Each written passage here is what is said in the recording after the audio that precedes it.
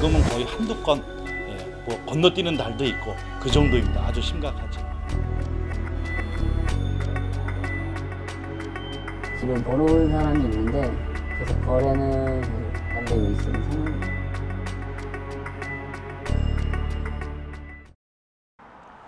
오는 11월 준공을 앞두고 있는 춘천 지역의 한 아파트 단지입니다.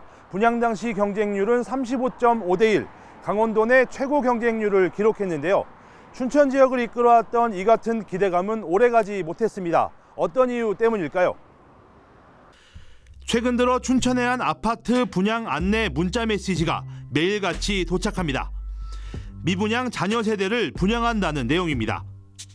그동안 이어오던 춘천 아파트 완판 행진이 끊긴 겁니다. 실제로 지난 2011년부터 지난해까지 들어선 일명 브랜드 아파트들은 분양만 하면 모두 청약 1순위에서 마감됐습니다.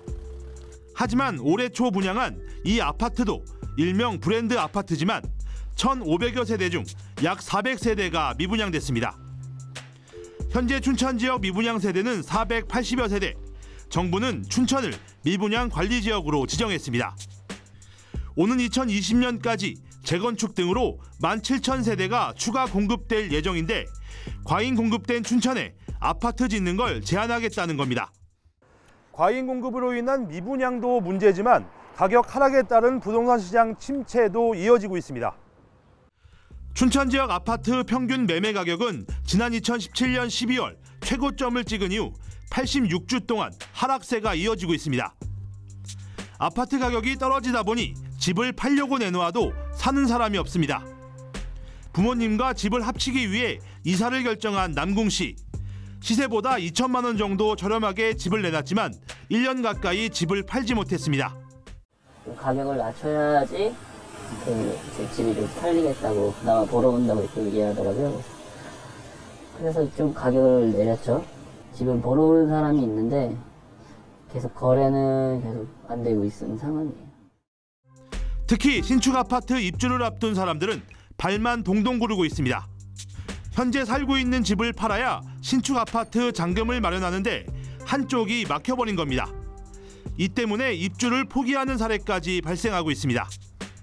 1년 사이 3.3제곱미터당 1,000만 원 이상 떨어지면서 지금이 내 집 마련 기회의 절호의 기회라는 주장도 많습니다. 그럼 집을 사려는 사람들의 생각은 어떤지 알아보겠습니다. 전세에서 벗어나 내 집 마련에 나서려는 주민을 만나봤습니다. 아파트 모델하우스 여러 곳을 둘러봤지만 3.3제곱미터당 1,000만 원에 가까운 높은 분양가에 결국 발길을 돌렸습니다. 10년에서 20년 사이의 아파트는 가격을 맞출 수 있지만 선뜻 결정을 내리지 못하고 있습니다.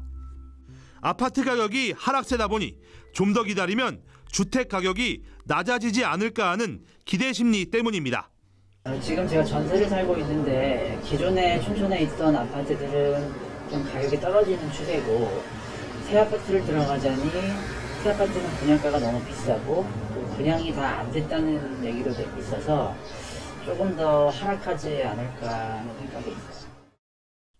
이런 이유로 춘천 지역 부동산 거래 시장은 급격히 얼어붙고 있습니다.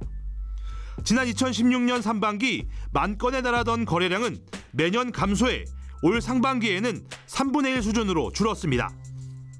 공인중개사무소에서 거래되는 게 아예 없는 달도 있습니다. 한 2, 3년 전부터 조금 떨어지기 시작해가지고 지금은 거의 최저점까지 떨어지는 분위기고요. 더욱더 중요한 거는 소비자 입장에서도 사고 싶은 마음이 점점 위축이 되다 보니까 거래 자체가 많이 줄어들었습니다.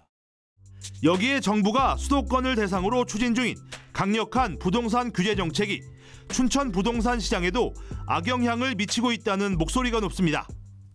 앞으로가 더 큰 문제입니다. 지금과 같은 부동산 경기 침체가 장기화될 것으로 보이기 때문입니다. 앞으로 2022년까지 아파트 공급이 줄줄이 계획돼 있습니다. 재건축과 현재 공사 중인 아파트 단지까지 공급 물량만 17,000여 세대. 춘천시가 공급 물량을 조절하겠다고 했지만 재건축, 재개발의 경우는 공급이 불가피한 상황. 이런 상황 속에 춘천시 인구는 계속 줄어 28만 명 선 붕괴가 현실화되고 있습니다.